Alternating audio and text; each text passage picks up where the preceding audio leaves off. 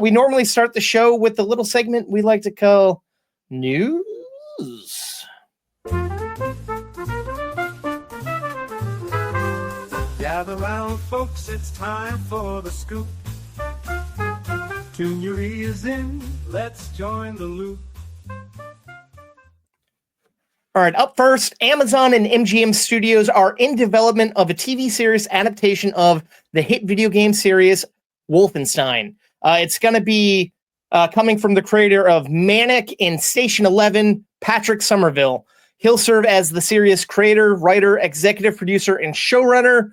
And joining him will be the creators of Westworld, Jonathan Nolan and Lisa Joy. Rick, how do you feel? Have you played the Wolfenstein games? Do you like them? Are they kind of boring? I have. I'm a big fan. I think there's like, I don't know, like 9 of them. Damn. I think. I know. Now you're essentially it's what, like a first-person shooter killing Nazis, right? Yeah. It's a first-person shooter. Like the first one was like, was it Castle Wolf? No. Was it Castle Wolfenstein? Castle Wolfenstein? That was like more like a. It wasn't really a third person, but was that more of like a regular like a computer click and shoot? Yeah, like a computer game. It didn't get hit. It wasn't popular until like Wolfenstein 3D came out. Huh. So it was like that's when they started to do like the whole first person thing. But yeah, now, do you think it lends itself good to a show? I think so. After the 90s and the early 2000s, they started developing a few stories like expand on like the video game. I mean, the first one that I can think of was like Wolfenstein 2009. That was kind of like a reboot. Yeah, it's a horrible game, but it did expand the story of like the main guy. Fair enough. I can't remember. BJ Blazkowicz. So I'm pretty excited. I was shocked by the Amazon TV series. So yeah, they've done good work with Fallout and whatnot. So I'm kind of excited. I want to see what they do. Now I would love to see like an additional story, other than focusing more on like BJ or BJ Blazkowicz. I want to see like. I mean, they could do that. They could move away and do their own unique story and kind of maybe have him in the foreground or background, maybe. Yeah, so it should be fun. Yeah. Cool. All right. Up next, it seems as if Keith David's fan favorite Rick and Morty character, President Curtis, is getting his very own Adult Swim series. And joining David is Twisted Metal's Stephanie Beatrice and Community's Jim Rash. And here's the premise of the show, folks. President Curtis follows the commander-in-chief and his eccentric staff as they tackle the kind of crisis that Rick Sanchez could never be bothered with. From interdimensional diplomacy to paranormal investigations and unexplained phenomena. I know you watch Rick and Morty. How do you feel about Keith David getting his own show? I think it's great. First, I love Keith David. Everything he's in, even if it's a voice acting role or a live action, he's always great. He's always right. Fun to but like I didn't so much love his character in Community, but I love him. Like you said, like gargoyles and all the I say gargoyles and all the other stuff. I can't think of much, but wasn't he in They Live? Yeah, I think he was. Yeah. I loved him in that. Like he was like the homeless kind of construction worker that teamed up with the wrestler guy. I don't know. But I feel like whenever the president's on Rick and Morty, he's kind of fun and funny. So, I mean, why not give him his own show? Oh, yeah. And then I would love to see it would be awesome if they kind of made it like a X-Files format, like a monster. Ooh, that'd be cool. So, something that Rick Sanchez, like, he's too it's nothing to him. Yeah, it's like he's not fazed by it. Yeah. They could be like a Loch Ness monster attack, or like running around like some lake, or like Sasquatch, getting angry and destroying like the whole city or anything like that. Rick Sanchez just be like, that's not my cup of tea. But That could be I a would love fun to show to see watch. a couple cameos in it. Oh, heck yeah. I mean, the sky's the limit. I mean, what are we in season 8 or 9 of Rick and Morty? So many characters to pull There's so from. many characters involved. So yeah, it should be fun. So I'm excited. Yeah. All right, and sticking with the theme of TV and sci-fi, it looks like Josh Gad and Andrew Reynolds are set to star in a Hulu series that's loosely based upon the classic 90s John Ritter comedy, Stay Tuned. Do you like this movie? Do you remember it?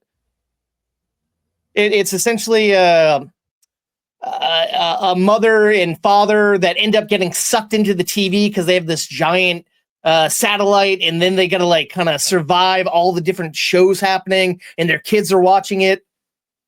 I forget who was in it with John Ritter, but it was a pretty interesting premise. Did you ever see that one back in the 90s?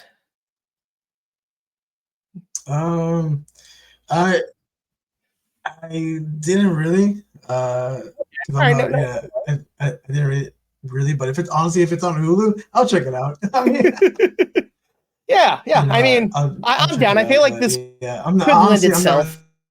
really a fan of Josh Gad.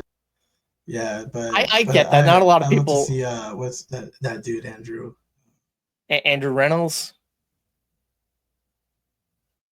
Yeah, Andrew. Yeah, and Andrew Reynolds is actually not too bad.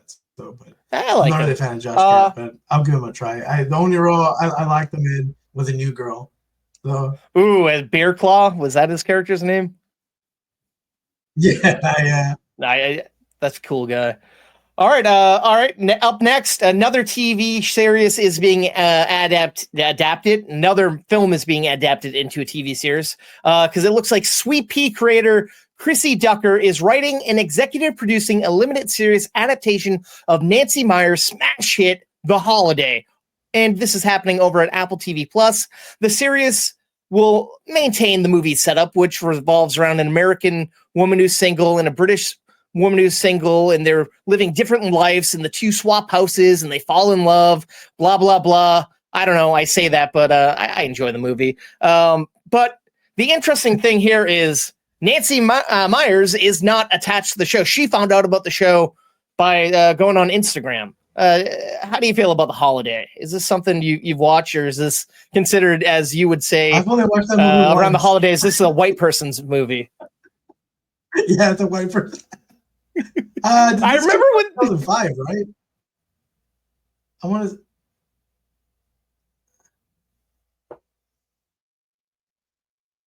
Black. And I had a group of my friends go, I'm like, this movie's going to be hilarious. It stars Jack Black. And then it's like a romantic comedy that's not really funny. It's more of a drama. And I'm like, oh, yeah. My friends did not have faith in my taste after that. Yeah, I think I watched it once, and I was like, oh, okay. I'm not gonna lie. After I saw it in the movies, I was let down. But then Sarah watch it every year, and then it grew on me. And there's one Easter egg I really like. There's a at one point we see Jack Black's house, his character, and in the background is a framed picture, and you can tell it's a framed picture of him on stage with Tenacious D. And I'm like, oh man, why is that there? I love it. My eye always. It doesn't matter. Either way, I feel like this is an interesting premise for a show. But does it need to be called The Holiday? Probably not. And why are you not bringing in Nancy Meyers? That's a little weird to me. Well, then some movies should be. I feel like some movies should be turned into a TV series to expand the story, and some shouldn't. And I feel like this one shouldn't really yeah, a TV series or even like a, I don't know, like a short. Like a Fair enough. TV movie from Hallmark. Well, that does bring us into our next story here. How do you feel about this? James Cameron is considering making an animated anthology series set in the Avatar world known as Na'vi. He told Empire, I said, look, I want to do an animated anthology series that's essentially in the world, but stories that you wouldn't have expected from that world. There might even be an animated feature in there. It might be a feature for streaming or a theatrical feature. I don't know why he's so fixated on Avatar. Do you want to see an animated anthology Avatar show or movie? Not really, honestly. I feel like I enjoyed the first one, and then Way of the Water was Yeah. all right. It was a little bit too long for me, Yeah. but I don't know. I feel like if he just even having an animated series alone, it's just like I just feel like it won't do it for me. But then again, I'm not Mm-hmm. there. I know there are a lot of True. Avatar fans Die out hard there Avatar fans. that they are Avatar fans. So maybe they'll enjoy it if it comes out like on one of the streaming platforms. But True. other than that, yeah, that's something that I'm not really interested. I'll probably check out the first two episodes to see how it is. Yeah, But I'm with you. I'm not a giant Avatar fan. I tried rewatching it when they re-released it before The Way of the Water came out, and I'm like, all right, it's not as bad as I recall. But then when I saw Way of the Water, I'm like, why? Why? And now Fire and Ash is coming out. It's like, let's just yeah, move on to something new. it's funny though because every time I go to the movies, I always forget that there's like 30, 40, 30, like almost an hour, half an hour of Yeah, like trailers and about ads. 30 to, And yeah. every time I walk in, I always walk in midway into the Avatar movie. That's what I did That today. I went to trailer. go see Fantastic Four in 4DX, and I try timing it so I get in right as the movie's starting. But I came in Yeah. right as Avatar Fire and Ash was playing, and I'm like, fuck you. Yeah, every I don't want to time watch this it's trailer. like, they play it towards the end. It's like, I remember that happened all the time back when that Melissa McCarthy movie, The Heat, came out. I feel like that trailer played every single movie I saw. And I'm like, I don't want to see this trailer again, man. Just show me the movie. I don't want to see the trailer. I hate trailers. But ironically enough, I do trailer reactions on our YouTube page, and those get the most traction. So it's like I got to force myself to watch trailers now, and yeah, I don't know. Hey, but they're Anywho, great as a viewer myself. It's good. I like them.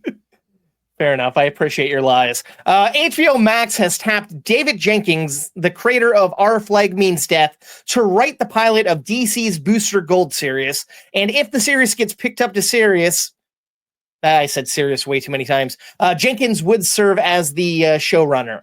Now, do you have any affinity for Booster Gold or care about that character at all? I feel like I don't know Not too much really. I about him. mean, yeah, I just know him from like when I forgot that one actor that played him in Smallville. I think he was a Smallville for a bit, but I think I've spoke to you about this in the past.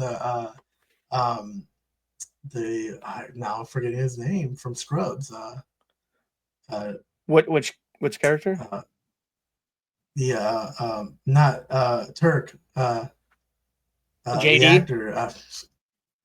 No, no, it's Turk. I think it's Turk. It's Oh, you're talking about Turk. now. Wow, I normally know Yeah. his Well, name. anyways, he was Booster Gold on the Legends of Tomorrow TV series. So yeah, in like the Oh last shit. season before they Oh canceled. yeah, we were Yeah, talking about that a couple weeks ago. yeah. It was so Oh, supposedly it was Donald supposed to Faison. boost up. Sorry. Yeah, there you go. Double face on. There you go.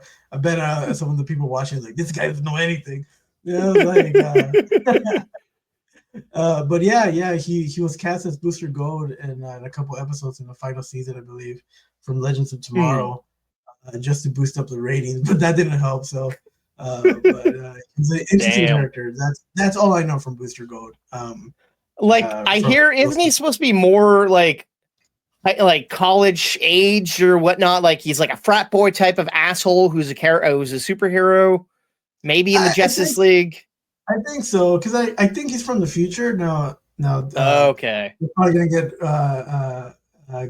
get some a hate lot of hate letters from there. hate letters from like Booster Gold did this, Booster Gold did that. So yeah, Hmm. I'm not entirely sure, but I'll definitely give it a watch. I'm Yeah, definitely intrigued. You know, I know like they've been trying to make this series for years, so let's see if it actually happens. But I love the show Our Flag Means Death, so I have some hopes that this guy could make a good show out of a B or C tier DC character. All right, staying in the realm of the DC universe, it looks like the James Watkins directed, Mike Flanagan written Clayface movie has found its lead actress in Mickey 17's Naomi Aki. Her character is rumored to be a fringe Elizabeth Holmes style scientist who accidentally turns our main character into the villain known as Clayface. Now, I don't know. I have mixed feelings on this Clayface movie. I don't know. Are you looking forward to a Clayface film, or do you think it's kind of a reach? I think it's kind of a reach. It should be turned to like a mini series. Honestly, it really Yeah. should. There's so many variations of Clayface, and we've seen him so many times throughout the past like 30 plus years of anything from the animated TV series into to the most recent when he was on the Harley Quinn series. Alan Tudyk plays him, and also the Creature Commanders as well. Oh yeah, shit. Yeah. But totally different Clayface. All different. Yep. Yeah. So I do like this. I do like this movie, actress. She's pretty cool. Yeah, she's pretty cool. She was in Charlie's Angels. Yeah. Oh, yeah. That's right. Yeah. I mean, as a standalone movie, it's kind of like it's a little bit of a reach. I mean, not everybody knows who Clayface is. I don't think it's gonna bring in all the money. It's kind of true. I feel it's giving me Madam Web vibes. So. Ooh, that's not pleasant to hear. Yeah, oh man. I mean, they're claiming it's. Yeah, you could do so much with the TV series. Like, they took their time with The Penguin. I haven't watched it, but I hear people love it. But yeah, you only get, maybe 2 hours to do a movie, but you get 10 to 12 hours doing a series. And you can develop characters more. I don't know. Yeah, I'm with you on that, I think. But speaking of the DC universe, breakout star from Superman, Mr. Skylar Gisondo, has been tapped to play Ben Stiller's son in the fourth entry in the Meet the Parents movie franchise, Fucker-in-Law. His character is going to be playing Ben Stiller's son. He's going to be marrying Ariana Grande's character. I don't know. I like this character. He's an interesting actor. But I don't know. Do you buy him as Ben Stiller's seed? That's what we're. You know what? I can if he can. He was great on Vacation with. Rusty. Yeah, Rusty's son. Yeah, Rusty. Was he Rusty Jr.? I think he was. God! Remember, and then but if he can pull it off, if he pulled off that role, if he can pull it off on this really interesting franchise, And I mean, he was really good. I don't know if you watched The Righteous Gemstones, the Danny McBride show, but he was on that, and he had a pretty interesting character arc. He was like a stuntman. He was kind of a villain. They became a good guy. Then he kind of became a preacher. I don't know, but like now that I can't get that Vacation movie out of my head, he was really great in that. You're right. How'd you like him in Superman as Jimmy Olsen? He was great. Honestly, he was great. I liked him. I think we talked about this. My favorite side characters was him and Big Bennett's character. It's just I feel like they should just do their own thing. But yeah, I mean, rumors are he's going to get his own Jimmy Olsen series. So we'll see. Happens, it'd be great. But him being included as in the Fokker franchise, that's weird saying that, right? Because if you would have told it, if somebody would have told us that, like 20 years ago, that this is going to be a franchise, right? I would be like, nah. Can you believe that? I think as of today or this year, Ben Stiller is now the same age that De Niro was in the first movie. Like, that blows my mind. Completely. He looks so much younger than De Niro looked 20, 30 years ago. It's crazy how time passes like that. That's crazy. That's wild. But you know what? If they have the money, go for it, I guess. I'll watch it. I mean, I'm gonna check it out. Now I feel like not a lot of people. I feel like everyone loved Meet the Fockers, but I'm not gonna lie, I didn't really care for that one. But I did like Little Fockers. I don't know if you saw that one. Yeah. Yeah. Like, I just find it crazy that those little kids are now grown-ups getting married. Like, it's like never in a million years did I think we get another entry. I figured a reboot by now, not a fourth one. Not a fourth one, but you know what? Hey, if they put it like in you theaters, said, if they get the money. I'll sit down. I'll get myself a ticket. Nice. Speaking of remakes, it looks like a big rumor is Margot Robbie is set to star in Tim Burton's remake of the cult classic Attack of the 50-Foot Woman. It's interesting. I'm like, I can't picture that movie in modern day times, but I feel like if anybody could make it, it would be Tim Burton. Yeah. And Margot Robbie, it's like, she's a good actress. Will I buy her as a 50-foot woman? I don't know. I'm intrigued. Knowing Tim Burton's going to be a little bit weird, so she's going to take his own spin on it, just like when he did Planet of the Apes. So that's wow. Yeah. I don't know. Maybe he'll. I don't know. It might get Johnny Depp. If Johnny Depp attached to it, I feel like he's going to be in it too. Yeah. He'll be like the mad scientist in the movie or something. Yeah, but honestly, for this news, I was like, I mean, I guess. Yeah. Nothing really to report there until a trailer comes out and they start production. It's like, a little teaser, or in this case, it's a teaser for a teaser that they do. Yeah. So God, it's crazy how they do that shit. Yeah. Well, all right. Speaking of Margot Robbie, it's been rumored for years that her and Ryan Gosling are going to be starring in a prequel to Ocean's 11, and they'll be playing Danny Ocean's parents back in like the 60s or 70s. And for a while, it looked like Jay Roach, the director of Meet the Parents, was supposed to be doing this movie, but he dropped out. And now it looks like the director of Twisters, Lee Isaac Chung, is at the top of Warner Brothers' list to direct this movie. Do you have any interest in seeing a prequel to Ocean's 11 following the parents? Not really. I'm not. I've seen every single Ocean's film, even the female lead. Ocean's 11, 10, Ocean's 13, 14, 8, yeah. So, honestly, they're okay. I mean, I know a couple people who are big fans of it. Yeah, they just feel a little drawn out, a little overplayed, take themselves too seriously, but they try goofing around. And the weird thing, Ocean's 8 was supposed to come after 13 and Danny's dead, but now they're also talking about doing a sequel to Ocean's 13. And it's like, what are we doing? Are we doing a sequel? Are we doing a prequel? Are we doing both? It's just confusing. It's like, why?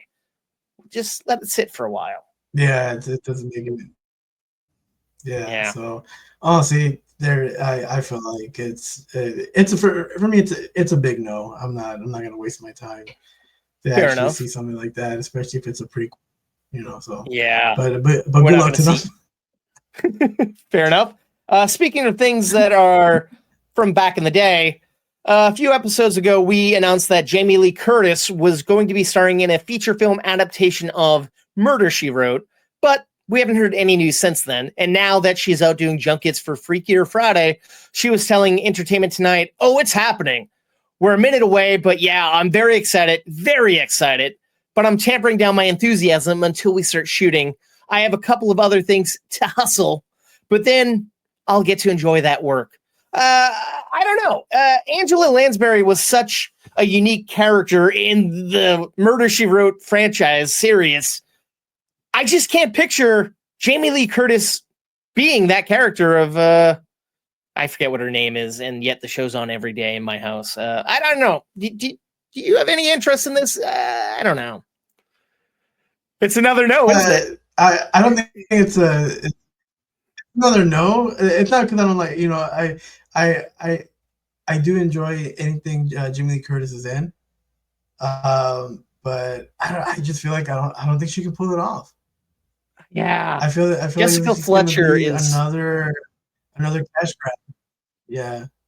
You know what they say though, evil dies tonight. Yeah, it's like if she wants to, like, let her do like a murder mystery type of movie. She was in Nights Out. That's a murder mystery. Give her something original. Don't call it Murder, She Wrote. Like you said, cash grab in here. Yeah, it's a cash grab. I feel like if she wants to do something like that, or even produce something like that, just honestly do some original stuff. I mean, it would be a little bit weird if, like, she plays the character and it's called Murder, She Wrote, but it's the complete opposite of what the series is. what the TV show was. Maybe in this one she's an astronaut or something. Now I'm kind of getting thoughts here that you say that. I'm like, or maybe they're gonna do what they ended up doing with Matlock, bringing in fucking what's her face to be a character who's related to a fictitious character, and then it has nothing to do with. And it's like, what? You're just stealing the IP title here. It's so stupid. It's so stupid. Yeah, they should. Yeah, it's just another catch grab for her. And anybody who's over 40, pretty much. Like, hey, remember this? And it's like Jamie Lee Curtis is gonna be it. Yeah. When I first heard it, I'm like, Angela Lansbury, she's such a unique, distinguishable character. And Jamie Lee Curtis is too, but in a different way. I don't know. Yeah. Moving on. For some reason, people are now just discovering the fact that after Shrek 5 comes out, Eddie Murphy is going to be starring in a solo Donkey movie. But more interestingly enough to me, he recently announced that he is going to be starring in the next Pink Panther movie as Inspector Clouseau. I don't know. I didn't know we were getting another Pink Panther movie, but I'm intrigued to see Eddie Murphy as this like weird slapstick style detective. How do you feel about that? Honestly, I'm all for it. I'd much more prefer to be animated and have him voice the Pink Panther.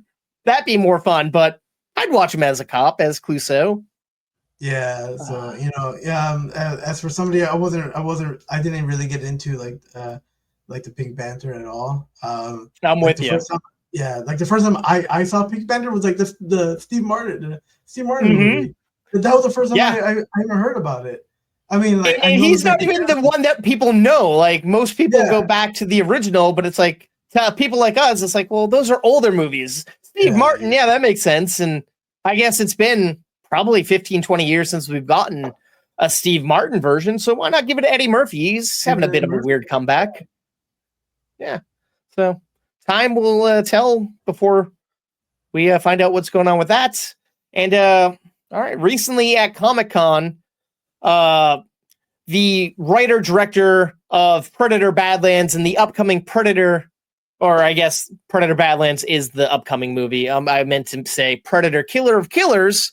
Mr. Dan Trachtenberg recently announced that they are adding a new stinger to the end of Predator Killers of Killers, where we will see an animated version of Arnold Schwarzenegger's character Dutch. And then he's also mentioned that there's other things in the pipeline for Dutch to do in the Predator franchise.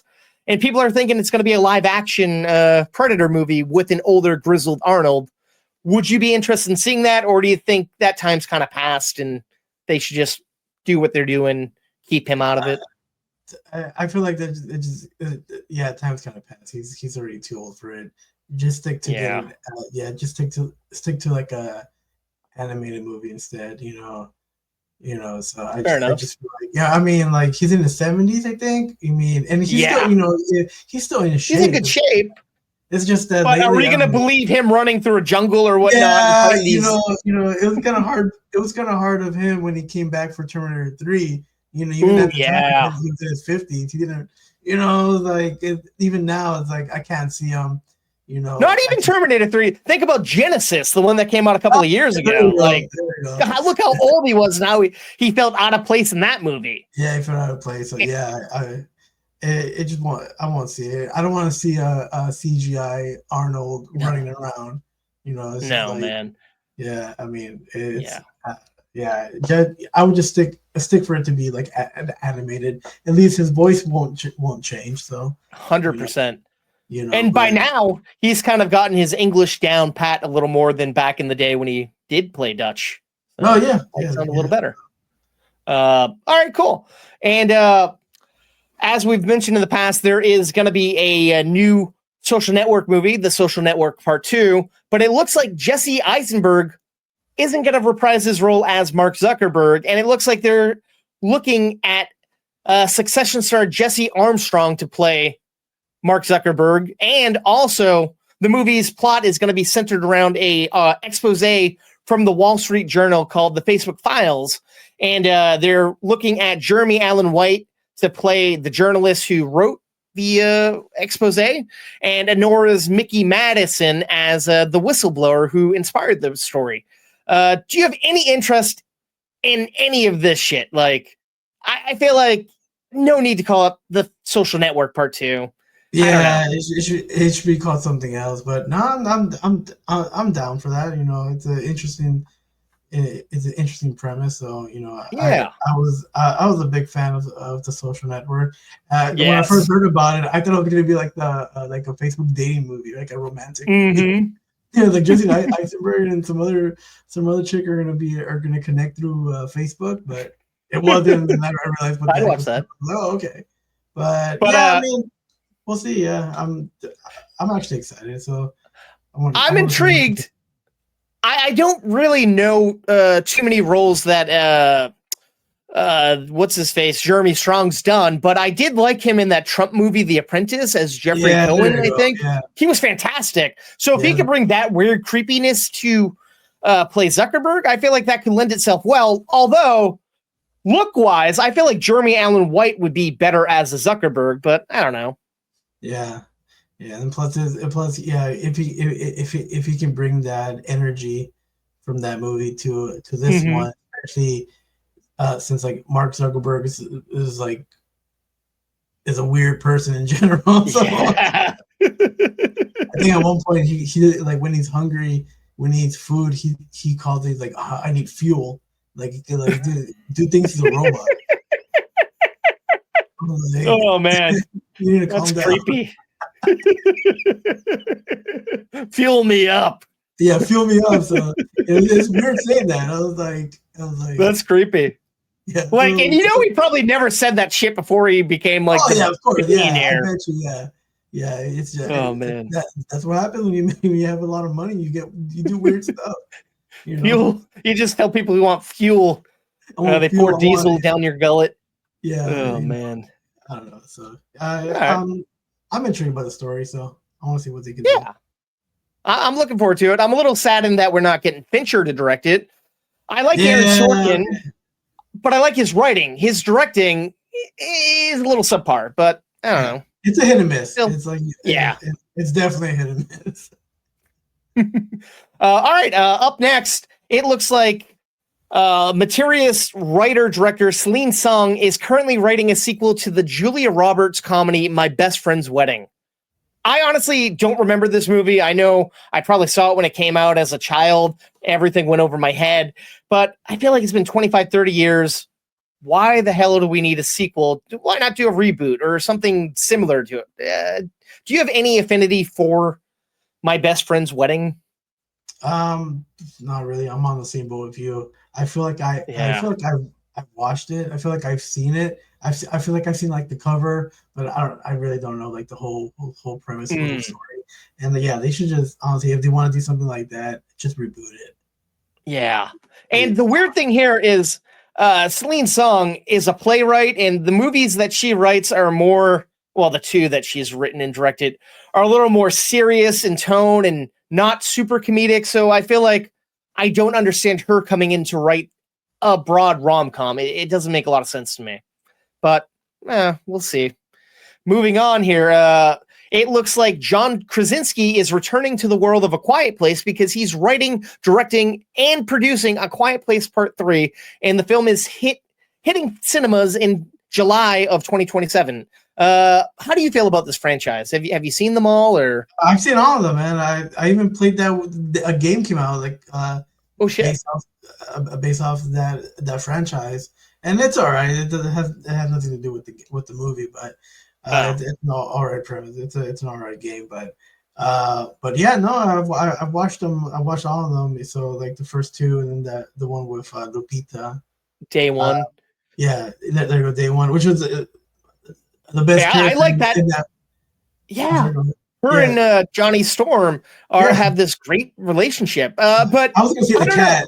The cat was the best. The cat is the star of the movie. 100%. The cat survived. I don't. Spoiler alert! If nobody watched it, if you want to see it, the cat survives to the end. If you watch it and you have anxiety, don't worry. They do tempt fate a few times with that cat. They put him in harm's way. Yeah, but the cat knows what's up. But Yeah. You know, And he likes I'm pizza, excited. so that's cool. I'm excited. Yeah. Now, I'm not gonna lie. Yeah. I loved A Quiet Place. Part 2, I was kind of on the fence about, but I love Day 1. So I'm surprised that they're not continuing that story from Day 1 right now, and they're jumping back to the actual main franchise. I wonder if they're going to merge the two together in this, but I feel like Krasinski coming back to direct it is a good sign. Yeah, that's Right. good too. Yeah. Yeah, and plus, I would love to see them expand, on like the on the children. Oh, yeah. Their children more because by the time they're gonna, if they're, I don't know if they have a script or not, but they're gonna be a lot older. So if they bring them back, they'll be God, be a lot yeah. older. When did part 2 come out? I want to say like 5, 6, 7 years, maybe 28, 2020-ish, Possibly, I maybe think so. 2021. So yeah, they got to be older now. So No, I feel like they could be in relationships they gotta be and older. yeah. And I forget how they ended part 2. I know they were on the island, but things were kind of not great on the island, like they were promised, right? There's some shady shit happening. I know. I Yeah, remember because they like went all to a the radio lawsuits came in station. through the island. Yeah, because like John Krasinski's, is like the dad. He developed something like kind of like a hearing aid sonar because they're very sensitive to hearing. So they put that in the radio station to broadcast it so they can kill them. So they can like disrupt their overload like their senses. But yeah, if they can expand through like through that story or like the whole little universe that they created throughout the franchise, that would be great. I wouldn't mind. Heck yeah. Watching another movie like that. So I just gotta remember if I'm gonna be watching it, I gotta eat popcorn quietly because I remember in the second one when it was quiet, all I heard was just me like eating the popcorn. And I was like, this is really awkward. Oh man, if you think that's weird, when Sarah and I went to go see the first one, we went to like one of those like dinner theater type of places, and of course we weren't ordering food. We went to dinner beforehand, but you could hear people like cutting their food, and there were like plates and silverware, and I'm like, why the fuck did we choose to come to this fucking theater to see a quiet fucking movie? What a mistake that was. It's kind of like the time when we it's almost similar to the time when we I don't know if the Toasters know about the story about the first time we went to the movies together. We saw Ryan Reynolds. Was it for Buried? How it was just kind of quiet the entire time. Pretty much as him. That was awkward, man. Yeah.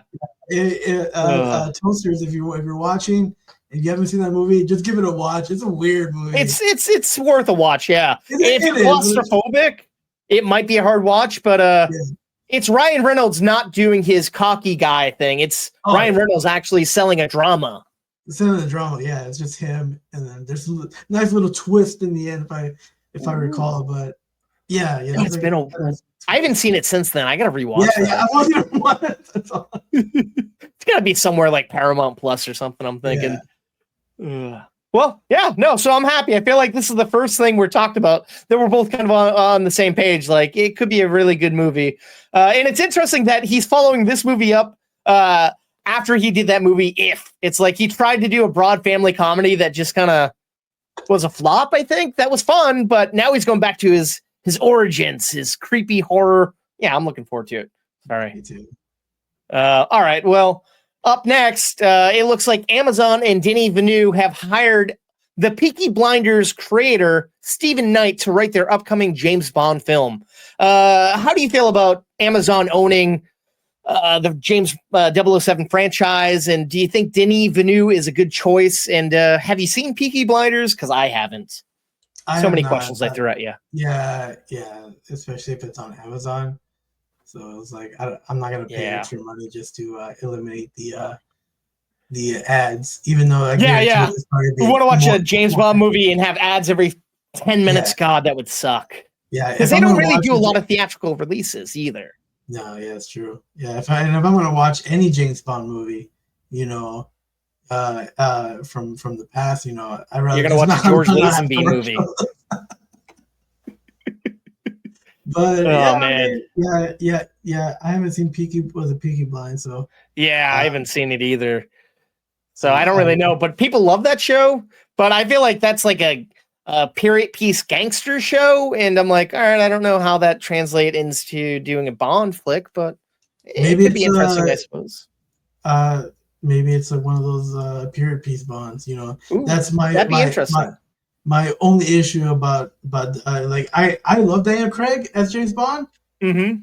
Honestly, like Casino Royale is still one of the best ones. Yeah, It's still I remember opening night, me and my friends going to see that, thinking it was a period movie, and then like the whole thing's about him getting like a fucking CD-ROM or something, and we're like, wait, what? This isn't an origin movie? What the fuck, man?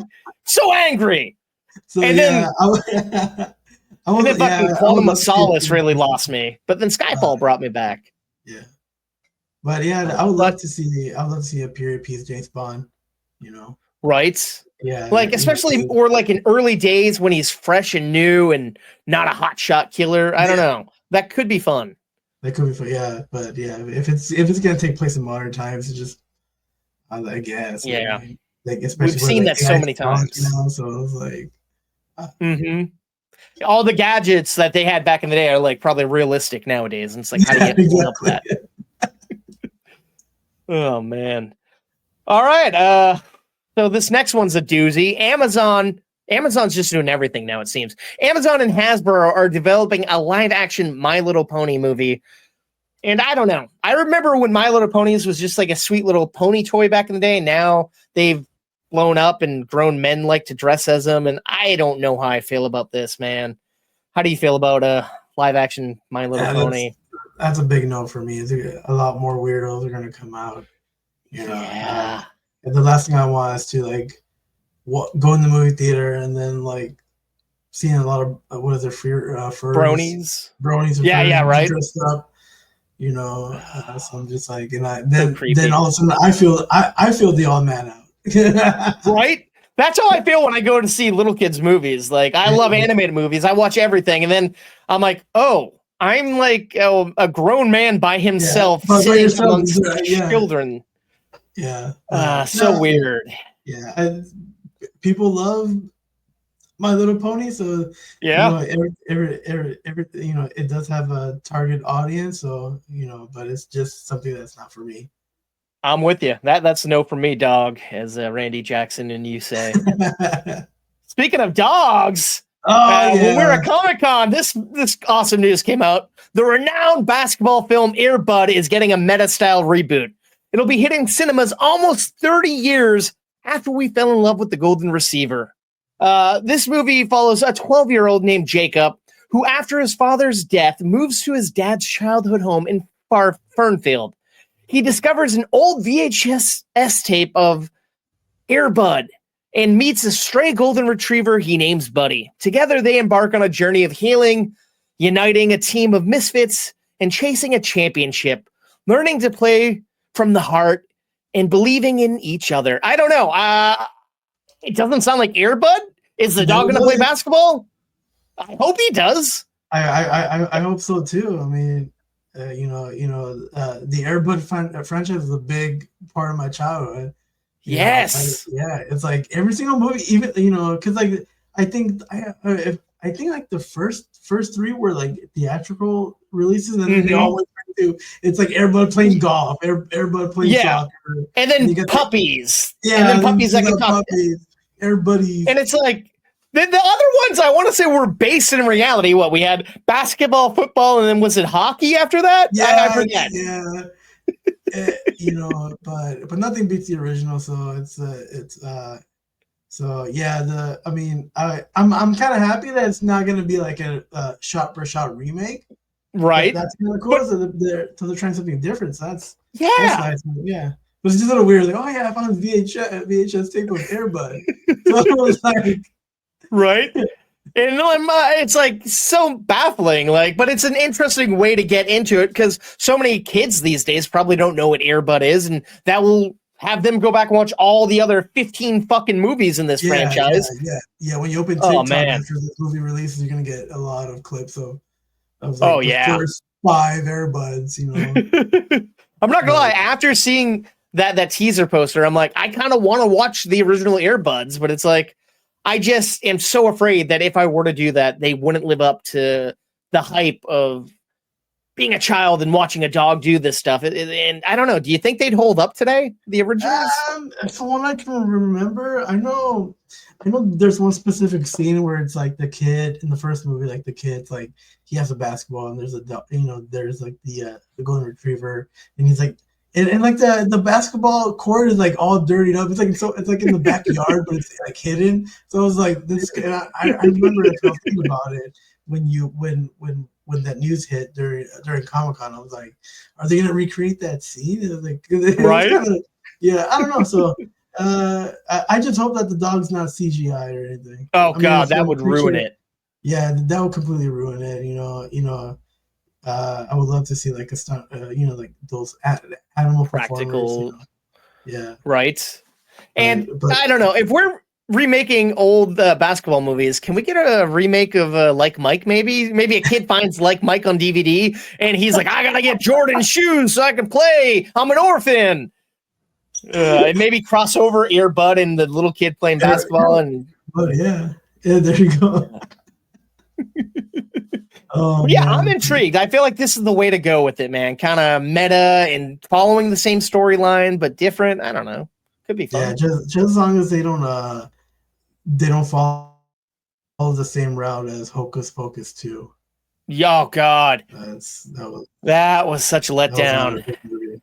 Yeah. Although I mean, I worked on it for a little bit, so I'm like, my name's in the credits, but what a letdown, man! And working for Disney was rough, man. Those guys. Jessica Parker's stunt double. Yeah, not Peggy Hill's stunt double, not the chubby one. I was No. All right, man. We got one more story here before we get into our Comic-Con talk. But this one relates to a Comic-Con. Well, at Comic-Con Manchester, Gremlins star Zach Galligan shared some big news about Gremlins 3. He said, after 35 years, they've come up with the script. Warner Brothers is incredibly interested in doing it. Apparently, it's waiting on Mr. Spielberg to read it and approve it. But you can thank the success of Beetlejuice. I don't know. I love Gremlins. The new batch was a fun movie. I haven't watched the sequel to the Mugwai TV show made for kids, but I'm like, I don't think they could push the boundaries like they did with that first film in modern day cinema. I don't know. Oh yeah. And they couldn't. Yeah, they couldn't do that. I feel like. I feel like it'd be all like the first movie CG. Yeah, and they're gonna rely to a more family friendly type deal. I mean, wasn't the first one rated PG because PG-13 didn't even exist? And were they killing Gremlins or Mugwai in blenders? Oh yeah, It's weird. It's just weird seeing movies that were rated PG during the 70s and the 80s because they weren't. The PG-13 rating wasn't created yet. But yeah, it's just seeing a bunch of kind of gruesome stuff in the first Gremlins movie. God, and it's a Christmas movie, nonetheless. Yeah. Yeah, there you go. Yeah. I mean, I'm not gonna lie. If it happens, I will see it opening night because I mean, I gotta fill that void and see what it's like. But I have no faith. But if Spielberg has greenlit all these Jurassic Worlds, I don't see why he wouldn't let this one happen. Oh man, what a rough time. Like, I'm not even gonna go on a Spielberg tier here. Everyone loves Spielberg, and they're like, he's a master, and it's like he was a master, and then he's just kind of. I don't know, existed in the ether. I don't know. I shouldn't talk shit about Spielberg. People will hate me. You could be watching right now. Yeah, right. All right. Well, normally after the